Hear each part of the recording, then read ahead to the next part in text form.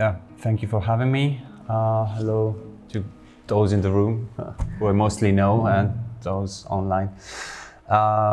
So I have to start with some apologies. I have to admit I've been invited to give a few 40-minute talks this autumn and I didn't have the stamina to prepare a new one each time. So this one is actually an adapted version of a keynote I gave in September at the annual conference of the European Sociological Association, like one of the sections, the number 12, which is the environment one, I believe. So I've just adapted this talk for this, and I hope none of you was there, because otherwise it's going to be very boring.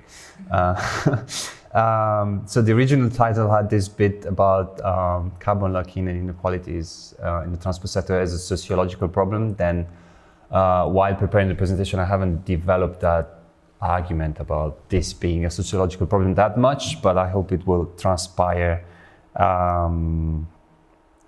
through the presentation anyway. So as I realized this is a faculty of sociology, I will start by giving an introduction about transport and why I believe it's important and why it's different from other sectors of energy and carbon emissions. And then I will move to the core of my presentations, which is this concept of carbon lock-in in the transport sector, which I will then illustrate in two ways. The first one relating to the car and the second one relating to air travel, and then I will conclude. This will mostly be based on an overview of research that I was involved with, and I hope it doesn't come across as too self-centered, but we'll see. So, why should we care about transport? Transport is one of the two main sectors of direct energy consumption, with the other one being domestic energy. So that's one of the two main ways in which we as people in our daily lives directly generate emissions and energy consumption. It accounts for 28% pretty much of final energy consumption in the EU, about 26% of greenhouse gases emissions. It accounts for 61% of oil consumption, and it's also very oil dependent. It's still very fossil fuel based. And if we look at it from the perspective of households, it accounts for a lot of expenditure. So it accounts for just the operation of personal transport equipment, which is mostly cars, accounts for 6.5% of household expenditure, which is more than what we spend on electricity, gas, and other fuels. Another reason why transport is important is it's such a tricky sector for the decarbonization, which we see here, the trends in the EU for different sectors. Transport is the dark gray one, and it's the only one where one of the few ones where emissions have increased since 1990, whereas they have decreased a lot in, for example, energy supply or industry or residential, commercial, and so on. So that makes it important in that it's so tricky to decarbonize. And this is showing emissions in the transport sector at the global level since 1990. And we can see three main things. First of all, most of it is due to road travel. Emissions increase, and then emissions increase not just globally by roughly 50% over this period from 1990 to 2018, but they also increase in all or most world regions, which you see in the graphs below. So even in Europe or in North America, transport emissions have increased. And if we were looking at the energy sector or the building sector, it would be different. We would see a global increase, but we would see a decrease in Europe. So emissions are increasing even in Europe and in North America. And this is a study by William Lamb, which looks at those 24 countries that have had sustained emission reductions. This would include several Western European countries, such as the UK, Germany, and Italy, for example. And they've looked at those to see in detail what's going on there. And they find that in all cases, emissions reductions were achieved primarily in the energy systems sector, specifically electricity and heat generation. And by contrast, in the transport sectors, emissions tend to be stable or increasing. So even those countries that are hailed as success stories have seen transport emissions increase over time. So it's important to understand why this increase in transport emission happens. And to do that, I have to introduce what transport researchers call the as-if decomposition. Don't let the equation scare you. It basically just means that emissions in the transport sector are due to the product of different factors which interact. One of them is transport demand in terms of how much we travel, in terms of kilometers. One is modal shares in terms of which transport modes, transport means we use. And the other ones have more to do with the energy efficiency of vehicles and the carbon intensity of energy and so on. So more technological factors. So this is basically what drives emissions, the combination of those factors. So if we decompose trends into CO2 in the EU, we see an increase in emissions by plus 12% since 1995 in the EU, which is mainly due to an increase in transport demand. So travel demand has increased by 31%. We travel today about 30% more than we used to in the mid-90s, which is something I believe most people are not aware of. And there have been improvements in carbon intensity and energy efficiency, but these have not been enough to offset this huge increase in transport demand. So that's basically the basic dynamic there. Now, the interesting thing there is that there is a lot of evidence over time that the average number of trips and the average amount of time that we spend traveling in the aggregate remains relatively stable. There's even anthropological evidence going back to ancient times suggesting that in the aggregate people travel an hour and a half per day. But what's happened over time is that our travel demand has shifted to faster and more energy and carbon-intensive transport modes. And as a result, while the amount of time that we invest in travel has remained stable, the travel distances that we cover have increased, and the activity spaces, as geographers would call them, have expanded. Another important thing to know about transport is transport energy consumption and emissions are more coupled to GDP than other sectors. So there is less evidence of decoupling. If GDP increases, transport travel demand tends to follow suit. And another thing that distinguishes transport from other sectors is that it's very unequally distributed, or as the economists would put it, it has high income elasticity, which basically means that as income increases, like the amount of travel that we will be involved in will increase more or less proportionally. And this also means, one implication of this is that if you look at people with very high income or with very high emissions, then typically transport accounts for a very high share of their emissions. And that's an implication of this. Another thing which makes transport perhaps particular and more complex than other energy uses is that it's a means to a wide range of ends, basically. So we travel in order to do all kinds of things, from commuting to going to holiday. And so it's a complex mix, even though in the aggregate it is more like it behaves more as a luxury. In detail, then it's a complex mix of necessity and luxury and other things. So this has to be taken into account. But basically, the whole message here is, if you are familiar with debates between green growth and degrowth, like transport is the ideal sector that you want to use if you want to make the case for degrowth, because it doesn't work as well with the arguments for green growth. Like, it's very coupled, it's still increasing even in the best success story countries and so on. So I included a couple of slides here to say what this means for policy. Basically, there's this well-established framework within transport studies, sustainable transport research and policy, which is called Avoid, Shift, Improves, which relates directly to this dimension of the as-if decomposition, which basically says that if we want to reduce emissions, we need to do three things at the same time. One is to avoid travel, avoid unnecessary travel, so reduce or keep in check the amount of kilometers that we travel, then shift from the more polluting modes to the less polluting mode, and then improve, which is like to improve the technologies in terms of both energy efficiency and carbon intensity. So there are like these three actions, and I think the consensus within like the field is that we should be doing all three and not just one of them.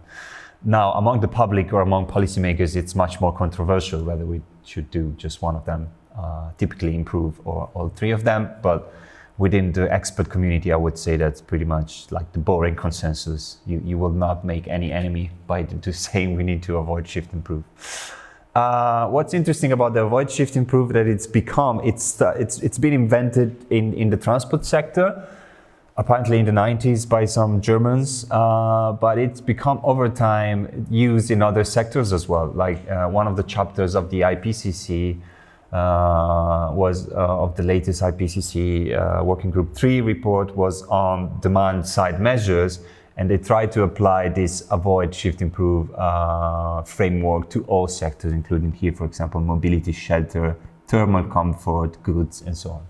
So it seems to be a framework that has broader applicability and has been appropriated from researchers who are interested to intervene on the demand side, even outside of transport. So coming to the central concept of my presentation, it's carbon lock-in, the concept that was introduced in a paper published in Energy Policy in 2000, and it refers to the interlocking technological, institutional, and social forces that create policy inertia towards the mitigation of climate change. And it's then been further refined by arguing that there are several sub-dimensions of it: infrastructure and technological, institutional, and behavioral. And most of what I do refers more to the behavioral aspect. Carbon lock-in, where in areas where individual energy users are more directly and actively involved. But basically what it means, it's barriers to decarbonization, like put in plain words. And I will illustrate how carbon lock-in plays out in the transport sector with two modes, which is car and air travel. And this is because in the EU countries, they typically account for over 90% of emissions or climate impact, which we see in the pie chart to the right or left.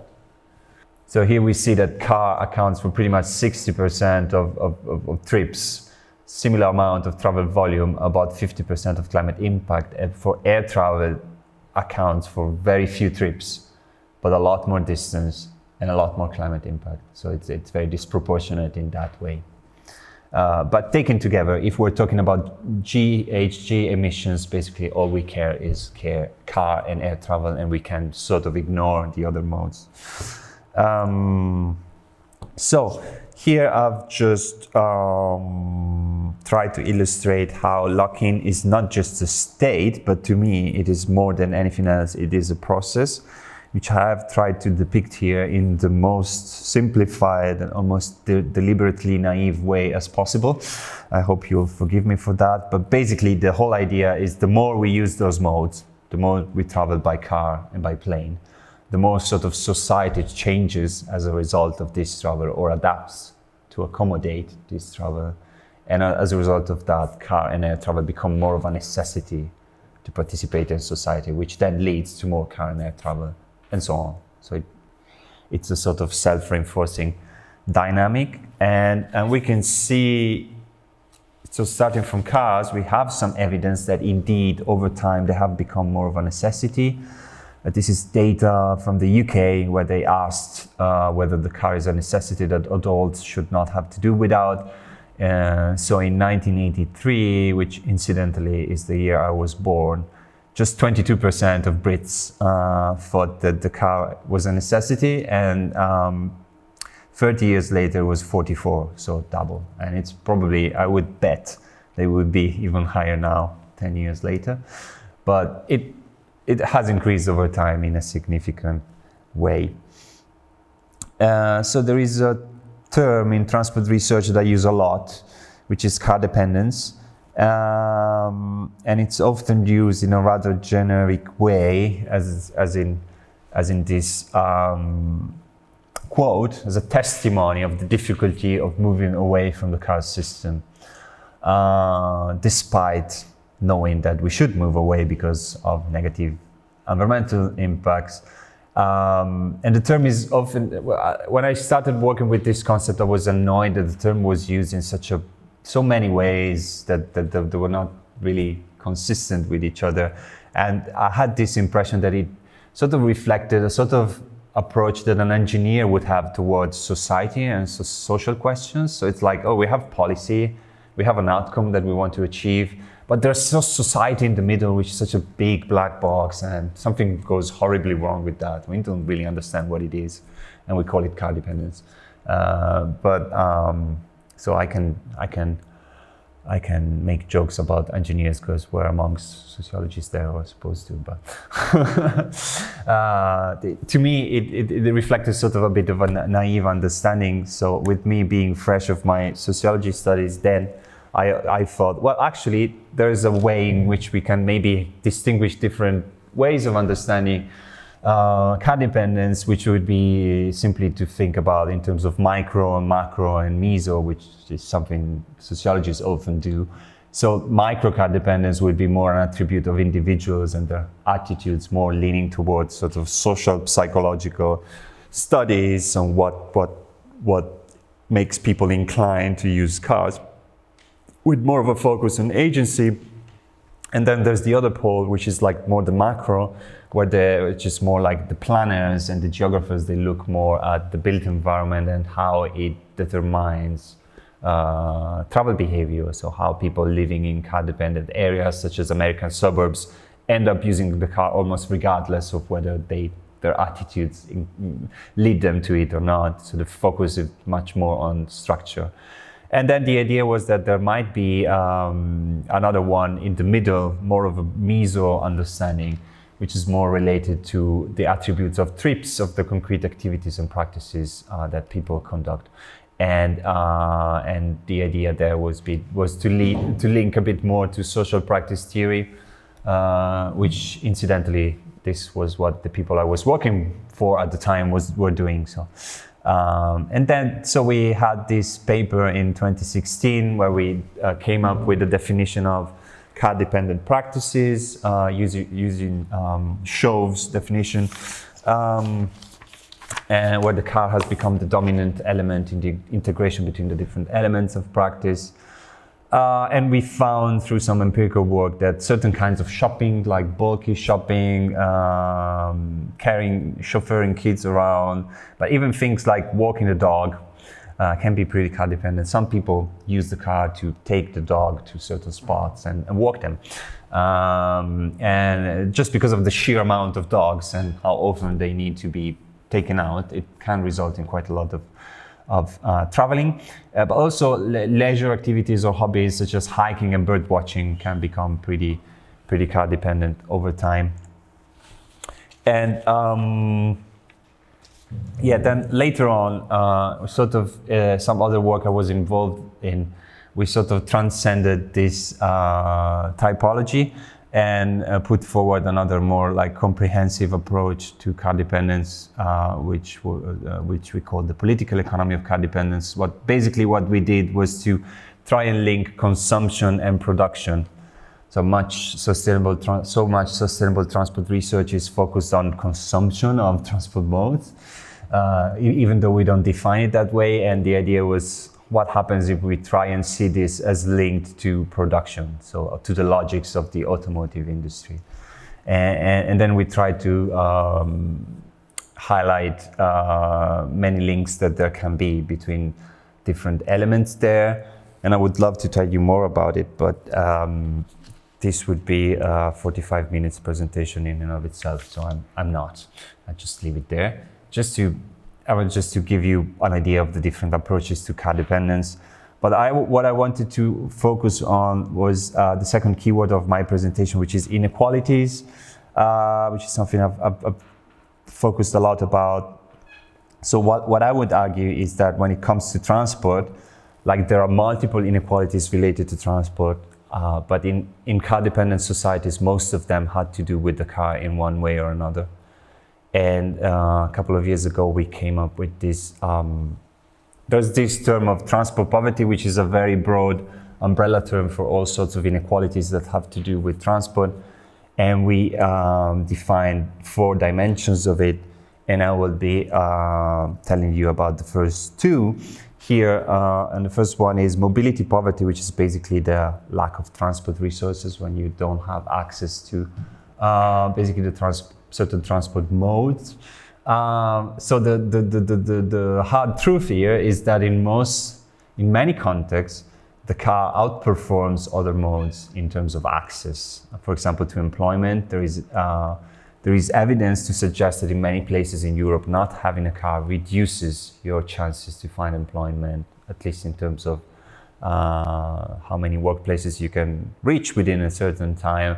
And it can also constrain participation in other social activities and contact with relatives. So not having a car typically comes with a reduction in accessibility.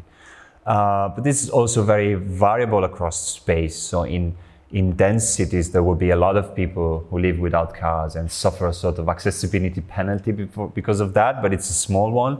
Whereas in rural and peri-urban areas, there will be very few people who actually live without car, but they will be very, very much disadvantaged. So that's sort of the gradient.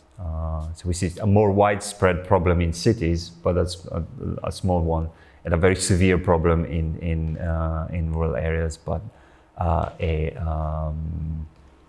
very concentrated among very few people there.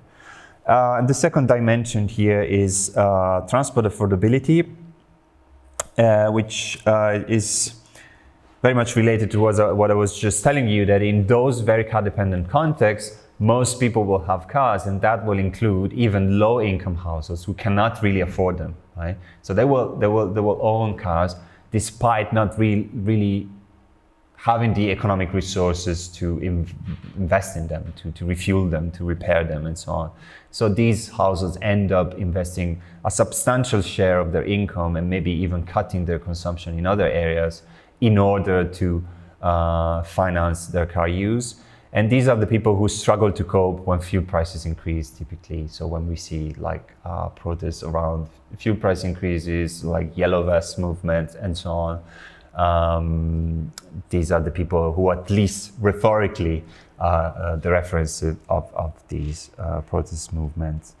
So a couple of years ago, we have done quite a lot of work on establishing quantitative social indicators to assess this problem. And we adapted some indicators that they have in the domestic energy domain, which is called the low income, high cost, to identify who are the people who are at the same time on low income and have high costs, spend a high share of their income on using cars. And we found that in the UK, it's about 9% of people in the top left quadrant of my slide. And we simulated how they would be impacted by fuel price increases. And we also find that they are not just low income and high cost, they also have low elasticity of fuel demand. So if prices increase, they are not really able to reduce the amount that they travel accordingly. They will tend to travel pretty much the same and spend more, and then possibly cutting other areas of expenditure. So this was for the UK, and then we also proposed some spatial indicators to identify which areas are would be most impacted by fuel price increases. And these are the areas that combine high exposure in terms of high car use, areas where people use cars a lot, high sensitivity in terms of low income, and also low adaptive capacity in terms of having less alternatives to car use. And we did this with different methods in the UK, where they have excellent data for this. We found huge differences between London and other metropolitan areas, for example. And we did this for Italy, where there was more of a north-south divide and so on. And more recently, did this for Germany as well, where there were a lot of differences between the Bundesländer, which reflected different transport policy in terms of public transport provision and so on. So going back to carbon lock-in, why are those things interesting? I think those inequalities play a key role in carbon lock-in in the transport sector, because as society changes and becomes more car dependent, car travel becomes more of a necessity to participate in society, and that means that people without cars will be more excluded as this cycle continues, which is the first problem we talked about. And then the second problem, more indirectly, as more and more people own cars and use them because they're sort of compelled to, this means that we'll have more and more people in this group of the vulnerable to fuel price increases, this group of the sort of potential yellow vests. And this means that if we were to do the things that the mainstream economists recommend to do in order to solve climate change, which is to introduce carbon pricing and so on, we will have some pushback because these people cannot afford to pay more. So it sort of creates a second level of lock-in there, whereby we're creating a group of people who cannot really deal with higher fuel prices than those that we have now. So it sort of prevents some policies that we know we would have to include. So here I just wanted to briefly say that I'm a bit in two minds about what I've just said, in that I think this does create some level of lock-in, like the people who are vulnerable to fuel price increases and so on. But at the same time, the fact that these people exist is also exaggerated and exploited by certain actors who want to preserve the status quo. So, for example, when I found that about 9% of the British population was in that group, okay, that's 9%. But the car lobby in the UK would argue, and they have argued in the past, that that's a problem that affects 80% of the population. So there are certain actors who have an interest in exaggerating these problems and using them sort of an excuse to argue against any kind of climate action. So moving on to the second part, this is where I stop talking about cars and start telling you about air travel. So I had a slide earlier on the main features of transport. And basically, all you need to do about air travel is transport on steroids. Basically, everything I've said for transport is even more true for air travel. There are a few trips, but they are very fast over long distances and with high carbon intensity. There is a very rapid growth in travel activity, and which has more than offset, much more than offset any efficiency improvement. So emissions grow very rapidly. Participation is even more unequal, in that in most EU countries, most people don't fly in a given year, and few frequent flyers are responsible for the large majority of emissions in this sector. It's even more strongly associated with income. So people in lower income groups fly very, very, very little, and it really increased very rapidly with income. It's very, very closely associated, and it tends to be more luxury than necessity.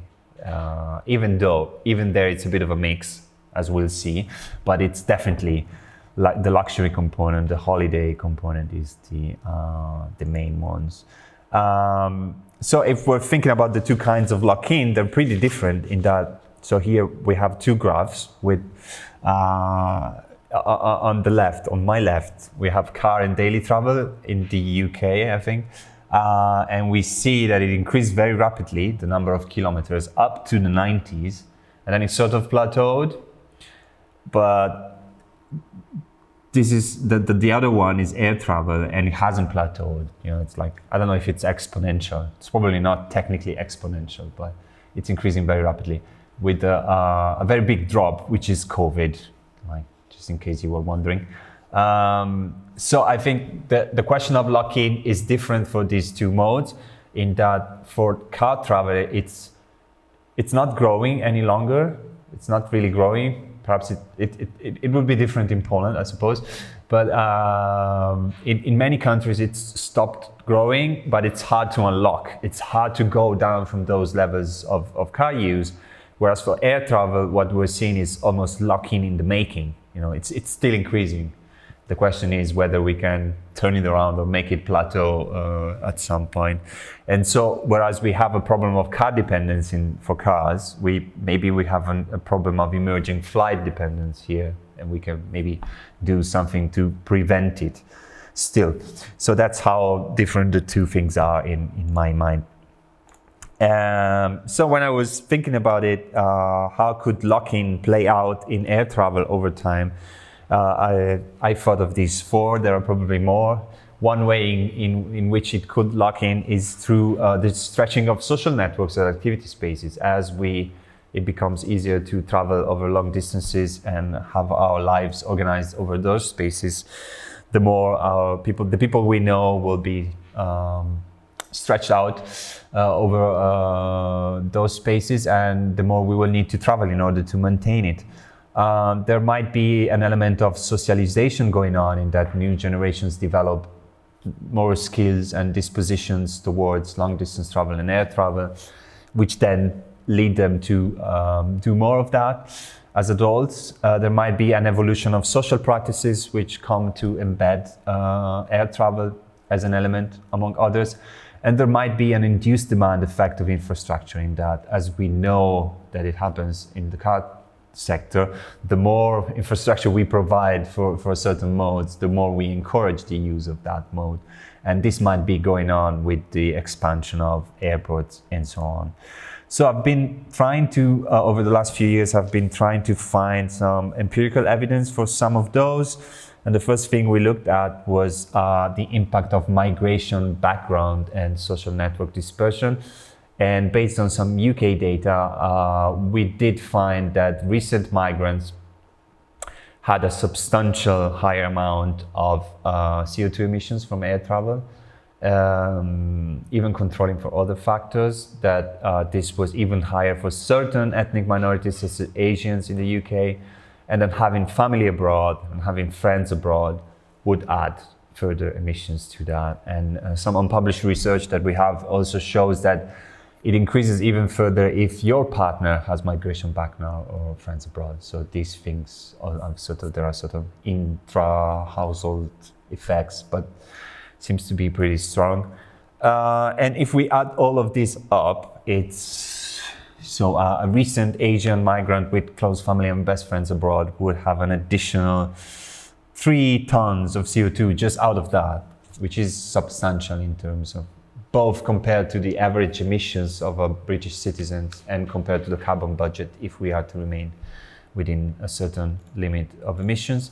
And we also find evidence that even after controlling for other factors, including migration background and social networks, people who live close to airports or have better accessibility to airports, they tend to travel more by plane. Even though, as you see, the effect is much smaller, but it would suggest that living close to an airport tends to encourage people to travel even more by plane. Then we looked at, with some unique German data that we had, we looked at the socialization to international holiday travel across generations. And we had a unique survey where we asked young people about their international holiday travel and their parents and their grandparents. And we wanted to see how socialization to international holiday travel changed since the early 20th century and whether there was any evidence of socialization and intergenerational effects.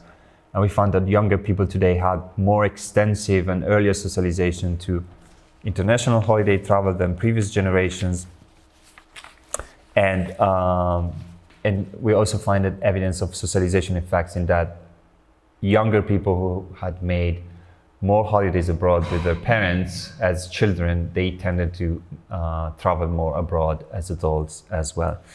So I had a few slides here, which I will skip, which was showing that. And then I have the corroborating findings for my colleagues here, which sort of provide evidence with different data from Poland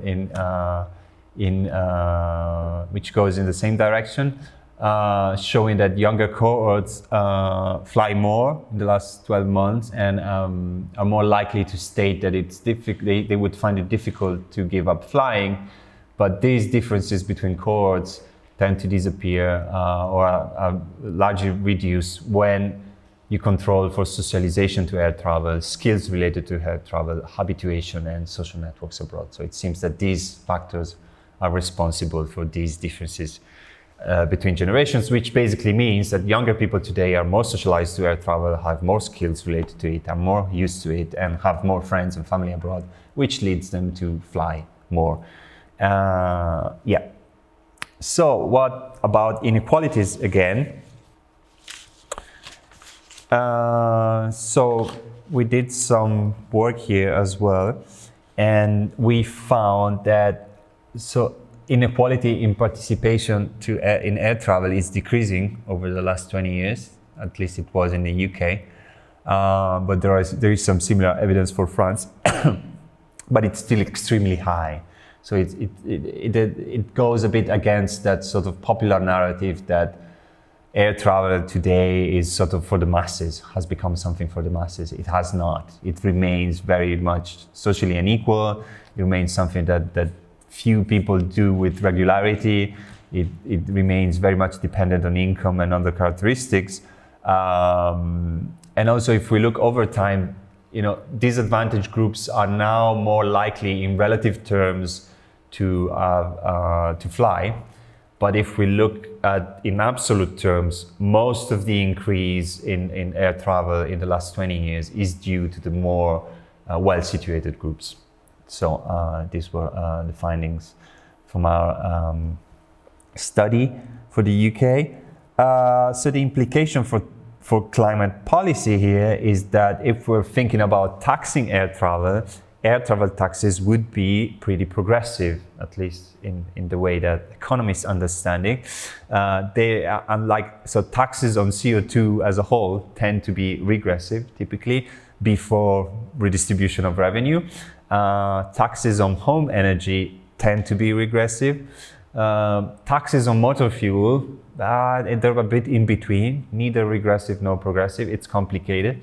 Taxes on air travel tends clearly to be progressive, and among those, frequent flyer levies, which is a concept that they put forward in the UK, would be particularly progressive. So how does a frequent flyer levy work? It would exempt the first flight per year from additional taxes, and then there would be the first flight would be taxed at a certain level, and then the second flight would be taxed twice as much, and then so on, in order to discourage frequent flyers to fly too much, whilst allowing people who fly just once a year to continue to do so if they need to. And we did find that frequent flyer levies would be even more progressive, but we also found, and this was my main contribution to this work, that factors like migration background and having family abroad are also associated with frequent flying. And so what we did here, it's some modeled predicted probability of being a frequent flyer by income for two ideal types. So 1 to 5 are the income quintiles from poor to rich. And there are two ideal types. The first one, the solid line, is someone who has it's a super local person, no migration background, all friends in the local area, and no family abroad. And you see that the probability of being a frequent flyer goes from 15% to 40% for even the richest among these very local people. But if we look at the very international person, so a recent migrant with lots of friends outside of the local area and a close family abroad, then even for the poorest among them, then the probability of being a frequent flyer is higher than for the richest among the locals. So these things matter a lot, and they might raise some social justice or inequality issues, even though we must say that the share of the population who is that international is still very, very slow. We're talking about, I don't know, like 0% of the population, even in the UK.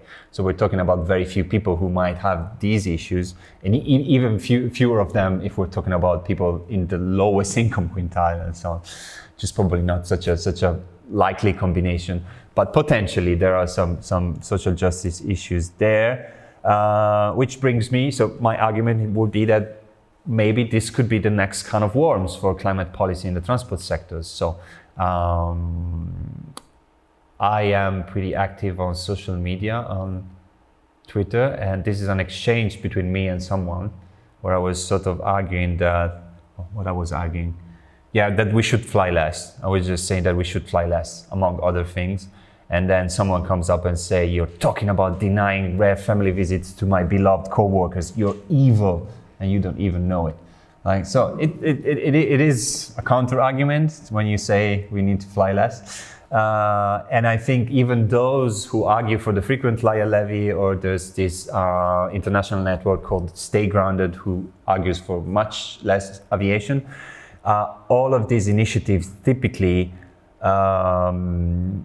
argue that there should be exceptions for immigrants, there should be exceptions for people with families abroad and so on. So even the most ardent supporters of changes in lifestyle when it comes to air travel do accept that there should be some allowance for these groups.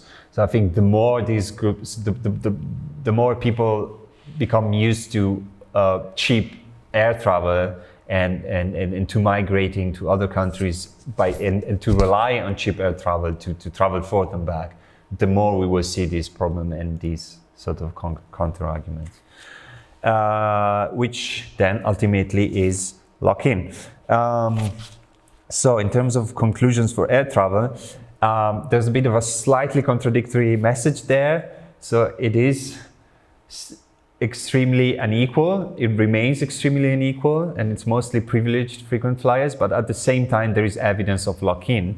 And I think this is it's not necessarily contradictory in that we're seeing lock-in among certain milieus, right? We're not seeing it on society as a whole, but certain groups within society, which are not necessarily the majority, are becoming very much accustomed to flying frequently. And this happens in different ways, through early socialization, through migration and dispersion of social networks, and perhaps to some extent through induced demand from airport expansion as well. And this raises some issues for climate policy in two respects. First of all, I think it suggests that a lot of future growth is already baked in, so that the children who are 6 or 9 now, who are traveling a lot with their parents abroad, they will carry these attitudes and these socializations that they're developing into their adult years, and they will behave accordingly as adults. And also another way in which this could contribute to lock-in is if people come increasingly to perceive air travel as taken for granted, or even as a necessity, which is something we're planning to work on together. So to me, this I tend to frame this as a reason to act sooner rather than later. So we still have time and space and probably political space to capital to introduce those taxes, those measures, maybe stop airport expansion. There won't be a massive backlash now, but if we let things develop and lock in this way, probably in 10 or 20 years, there would be a situation similar to the car travel sector, where you cannot increase fuel prices, otherwise people will get on the streets. I think that there is a possibility that we might be going towards a situation like that in the future. So I'm just about on time. So conclusion for transport as a whole. Hope I was able to make the case for transport as a interesting, albeit depressing sector and tricky in many ways, but that's what makes it fascinating to me. It's also fascinating that there are rather different issues depending on the transport mode, depending on whether it's car travel and air travel. They're similar, but they're different. And I find it very interesting how inequality is at the heart of it, and it's the patterns of inequality are complex and probably different from popular perception. They're also changing over time, but they're also often misrepresented, like this idea. There's quite a big difference between what I've told you about patterns of inequality in the transport sector here and the ways in which inequalities are being discussed in the public and political debate, I think. And to me, even though I haven't made the case for it explicitly, like this whole thing with transport and lock-in is a deeply social and even sociological problem in many ways. And yeah, so I hope I was able to make the case that we should not ignore it and that we should do more research. We need more research. That's how I usually end it. So thank you. This was 45 minutes. I think I'm done. Thank you.